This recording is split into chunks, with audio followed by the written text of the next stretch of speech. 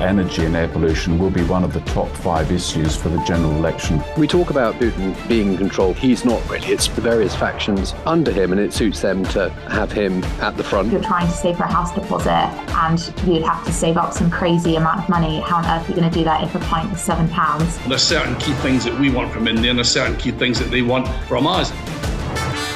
You're listening to Bloomberg UK Politics. I'm Yuan Potts. And I'm Caroline Hepker. Welcome to the programme. So we've been discussing the AI summit all week, and the denouement, which was that fireside chat, that interview between Rishi Sunak and the omnipresent tech billionaire Elon Musk. Quite an unusual thing for a prime minister to do. Caroline, what did you make of it?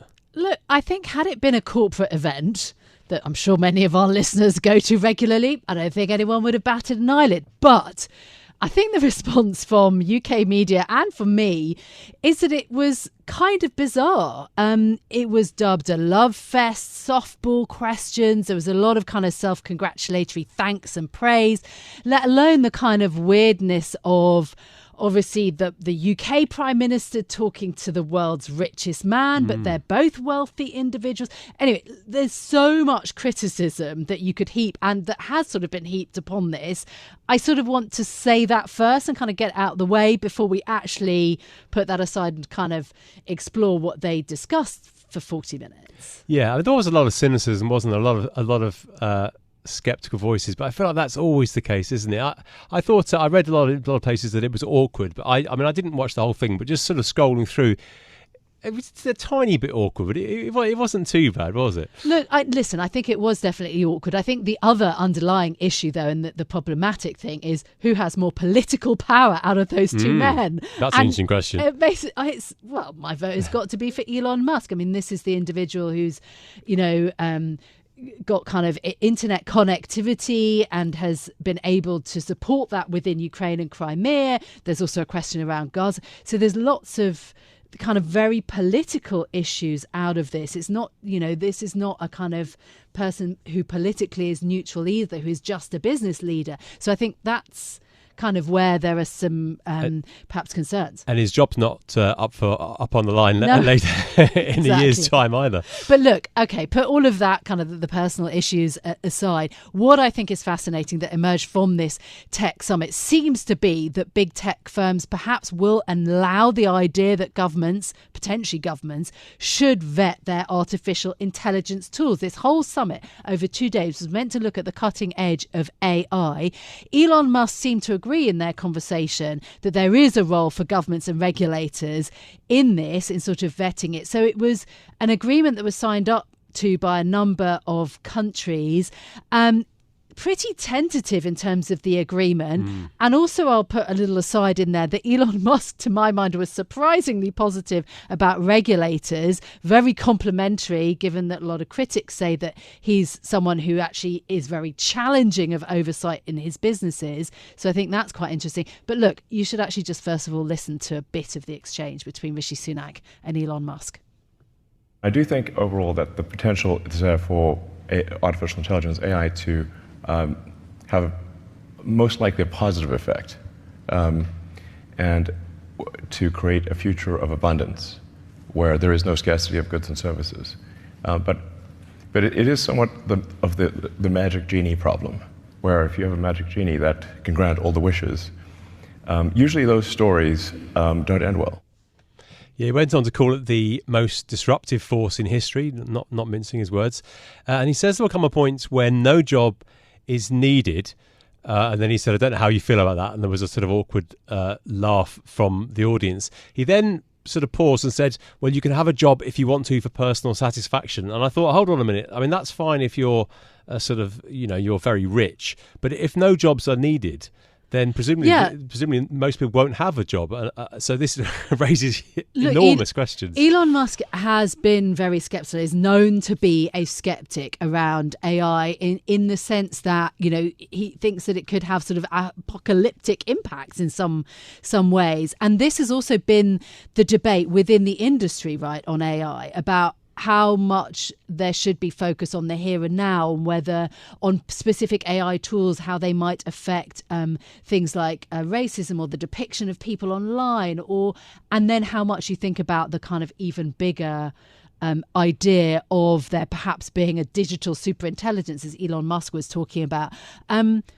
I just think that the issue is that actually AI technology is being adopted by workers. There have been polls to show that it is. We know that businesses are adopting it already. So frankly, it's about the speed of how this technology is arriving.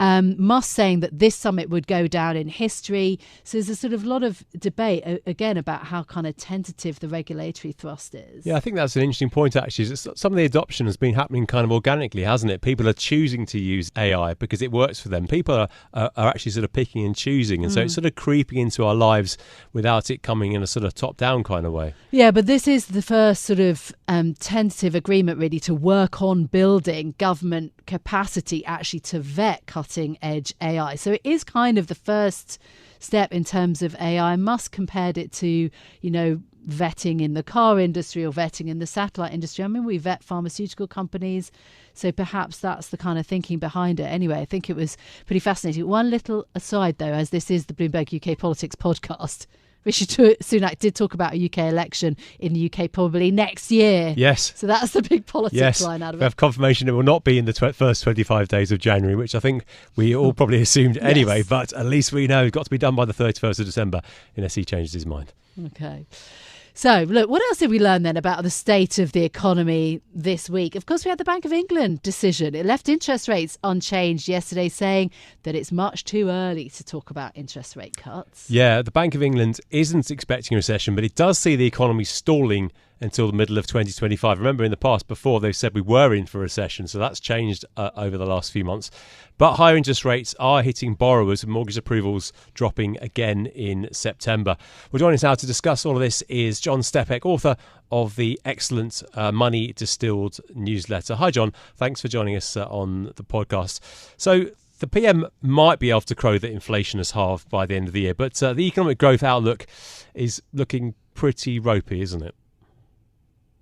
Yeah, this is the problem. The PM, obviously it was a fairly, it seemed like a not a very risky proposition at the start of the year, and by the end of the year he'll be wiping his brow that it actually has scraped in below, the promise to half it, which has got nothing to do with the government anyway.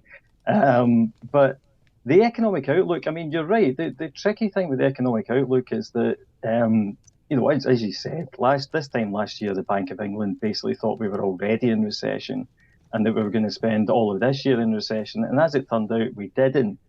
And now the difficulty is thinking about, well, what is going to happen next? And I think that came across very much in the kind of MPC's discussion yesterday.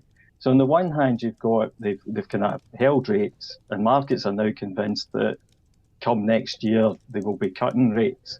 But the bank is sort of pushing against that because clearly they probably still feel somewhat embarrassed by not having tackled inflation hard enough earlier on. So a lot of that's to do with the psychology of the bank. But as for what actually happens next year, I think they said there's roughly a 50-50 chance of recession.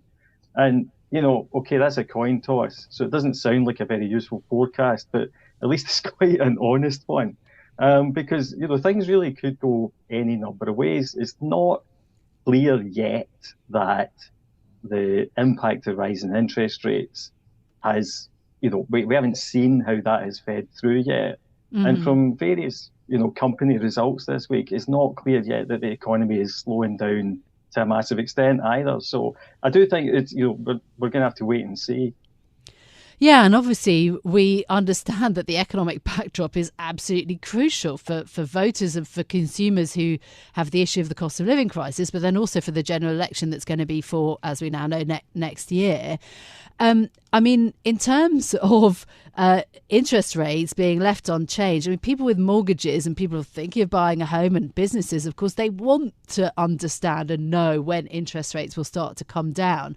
So it was something that we did try to get a better steer on the markets. Everyone wants to understand this, but Bloomberg's Guy Johnson had a good go at it with the Bank of England Governor Andrew Bailey. He tried very hard to get an answer about actually what the outlook for interest rates is and whether they'll go down and when.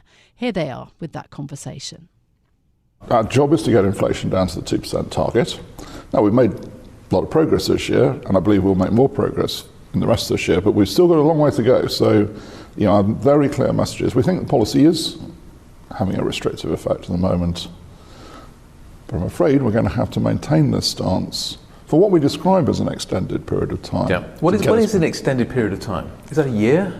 Is that 6 months? How do you? We don't know. How do you make that language work? What I described, we described in the report is really we took two approaches. One is to take the market curve, as it was a week or so ago, and that delivers inflation coming back to target, broadly on the sort of 2-year horizon. We also took a constant rate path, just maintaining it throughout the next 3 years at the current rate. Brings it back a little bit quicker, but there's not much between them. So the key point here is, we're going to have to maintain this stance to be absolutely assured that inflation is coming back to 2%.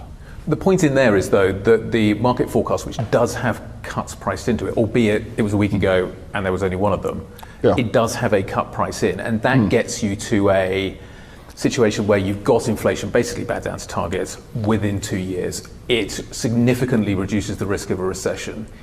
Isn't that therefore the most probable outcome when it comes to the interest rate path, i.e. at least pricing in one cut during that horizon? Actually, neither of those two paths had a recession in them.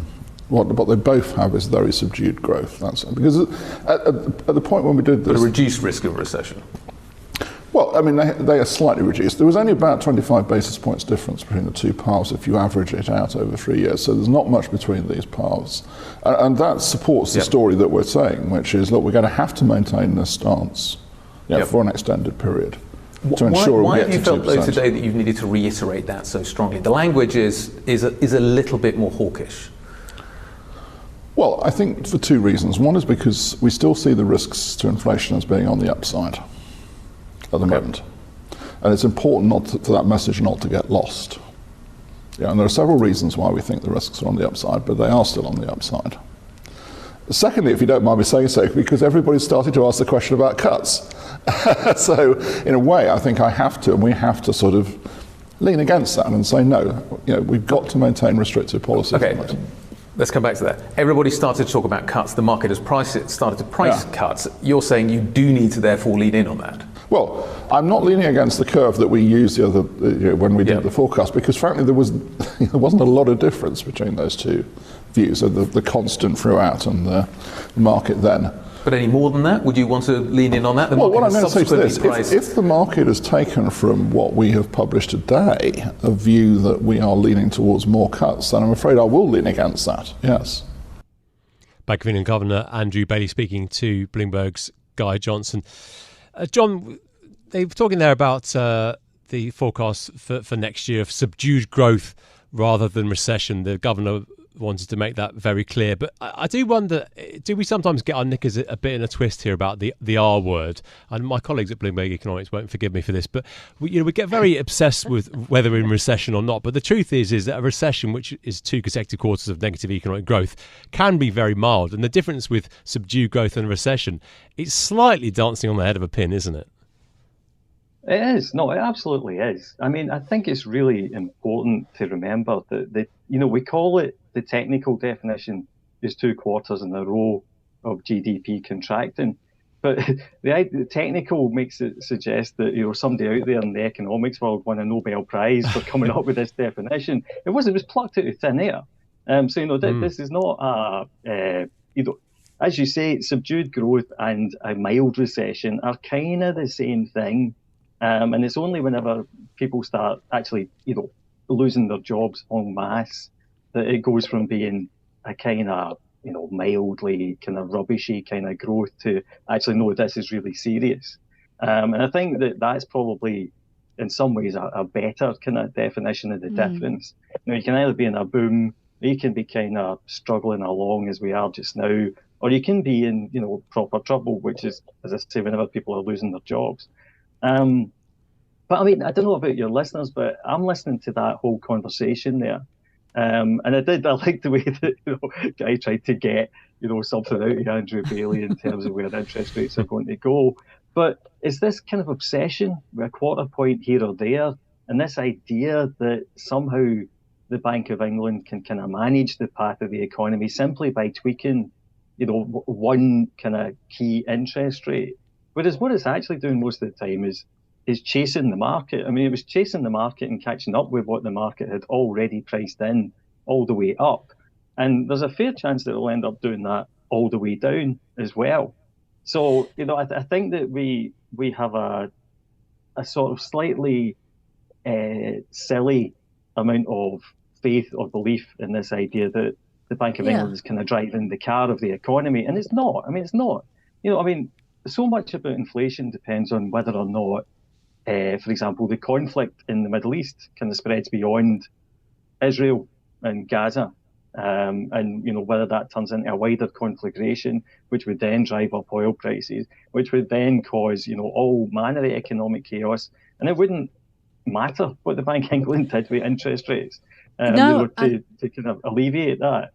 And also, I pick up on that point just by watching the press conference yesterday. So many journalists were asking about, as you say, a quarter point here, and the committee was sort of at pains to say it's this sluggish kind of economic picture that the UK has. Who is really in charge? It is businesses growing that are in charge of economic growth, really, as and the kind of, I suppose, the trajectory of the UK economy. I would draw the parallel to a lot of things that I've been reading about, also the public health inquiry, the COVID-19 inquiry. Who is really in charge? Is it the ministers who are there for 9 or 10 months, or is it actually the civil servants and the whole of the NHS that was sort of in charge of this one? Anyway, I draw some parallels. Just, it's Friday and I've been thinking too much, I suspect. But John, look, what about the cost of living crisis? We are clearly in the tunnel heading for Christmas. I was watching the M&S Christmas ad. Sainsbury's had some results out. Throw that in there. How is the poor old UK consumer actually faring, do you think? I mean, I thought actually those were really good points about the COVID inquiry. And there's also a point at which we're missing a lot of the point when we discuss these things. We're talking about WhatsApp messages that we already heard about 2 years ago. But anyway, I'll move back on to your question. So the UK consumer, when you look at it, for a start, the fact that interest rates, the market's now pricing in interest rates actually falling next year, will continue to feed through to mortgage rates more than likely. So one thing that this kind of pause has done, and this is as much to do in many ways with the Fed pausing as well, because sort of the market has now got it in its head that that's us, we've reached the peak and we might stay there for a while, but the next move globally is going to be downwards. So probably mortgage rates are not going to go up from here. And when you come to refinance, if you're panicking about it just now, you'll probably find that it's not going to be as bad as you might have thought it was perhaps 6 months ago. So, for example, now you can get a 5-year fix if you want to remortgage and you've got a decent amount of equity in your house at below 5%. And you couldn't have said that, 6 months ago. So that's going to take some pressure off relative to where the consumer maybe thought they were going to be. And then if you look at the various reports coming through from the supermarkets, it's very clear that inflationary pressures are easing. It doesn't mean that prices are coming down yet, although there are a few kind of pockets where there's outright deflation. And if things like food prices end up coming back and falling, then over time, you would expect that to kind of to feed through into supermarket prices. And so, as I say, so far, the majority of companies outside of the house building sector, which is being affected obviously by the collapse in transactions, are not expressing a great deal of fear about the outlook. I mean, the other one was Next. Next kind of bumped up its profit outlook for something like the 4th time in a row. Now, I know that Next has a tendency to under-promise and over-deliver, but the point is nobody's saying, this is going to be, the kind of, you always hear there's going to be a high street bloodbath. And nobody's kind of saying that about this Christmas yet. So it's not clear that the consumer is in as much trouble as we always assume, particularly if wages keep going up. John, brilliant stuff. I was wanting to end on that positive note. Actually, you had a great email out on Monday called Reasons to be Cheerful. If you want to read John's thoughts in his Money Distilled email, which comes out every day, it's available from all good search engines. Thanks so much, John Stepek. So, did you know this, Yuan? The UK seems to be adopting another US political tactic. Another one. But I love it because UK voters apparently are rebelling. Oh, excellent. Yeah, it's a new Ipsos survey which shows that most Britons think politicians are exploiting culture wars as an electoral tactic in order to win support. This has been written up by Bloomberg's Julian Harris, who joins us on the show now. Julian, interesting stuff this. So voters actually see this as a serious problem. It seems like it. The biggest, this is a survey that's been done over several years, which is always useful because then, of course, you can see how things change. And one of the biggest jumps in the survey is the number of people who, as you said, think that politicians exploit culture wars, that they either, the exact wording is, they either invent or exaggerate them for their own kind of electoral advantage or tactics. And the number that think that, it went up from 44% a few years ago in 2020 to 62% now. So there is this clearly kind of growing suspicion that this is something that politicians are up to. On the one hand, I'm cheered at the sensible British public for seeing through sort of attempts to press their hot buttons. On the other hand, does it dampen down debate around serious or perhaps controversial issues? You know, I could name trans rights or abortion rights or lots of other issues, perhaps free speech, throw that one in there too. Is there any concern? Well, I think those things are very much like increasingly part of the public awareness. I mean, what a strange thing this survey showed is that while people do kind of blame politicians and they also point a finger at the media as well, that they do actually have a growing kind of awareness and growing opinions towards culture wars themselves. So that there's kind of a bit of finger pointing, but it is also seeping in at the same point. So this is for the first time a majority of people said that culture wars are a serious problem for the UK society and for politics. And across all of the results of the survey, you see that people basically have much stronger opinions on this, on these areas than they did a few years ago. Interesting to look at how the two parties are divided on this, because the Conservatives have been accused most of using woke issues and these identity issues to fuel their base, but it isn't entirely one-sided, isn't it? Tell us about the political divide here. Well, it is really stark, very stark political divide. So, one thing that the survey showed is interesting is whether the word woke is considered an insult or a compliment. And I think most of us have realised that over recent years that it has swung from a compliment to an insult to some degree. That how people feel about this is radically different depending on whether they tend to vote Tory or tend to vote Labour. So whether it being only 10% of Tories say they consider woke a compliment now, whereas that's 42%, 4 times as many for Labour voters, and whether it's an insult or not, if you're a Conservative voter, you're twice as likely to think that it is an insult as a compliment. So there's been a very strong shift. As you said, it was really interesting, I thought, at the party conferences, because we did have just far more culture wars talk coming from the Conservative one, which of course came first, and we even had Rishi Sunak's speech, which can seem strange because it doesn't often seem natural territory for him, but he still went into it a little bit in his speech. And when it came to Starmer, of course, which was a week later, so he had time to digest that. And his set piece speech very, very much steered away from culture wars. So it was a very clear tactic in 2 different directions from the parties.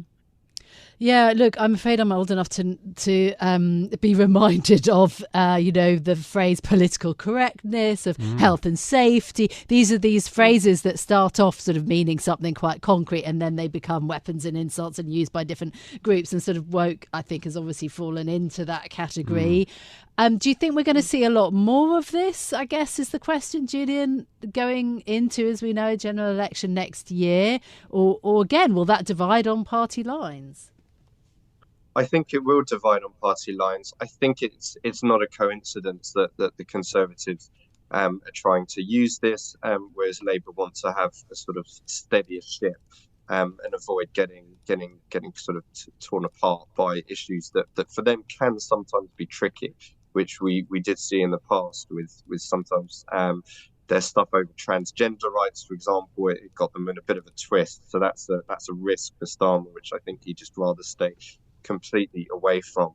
The survey showed that it's interesting when you ask people what they care about going into an election.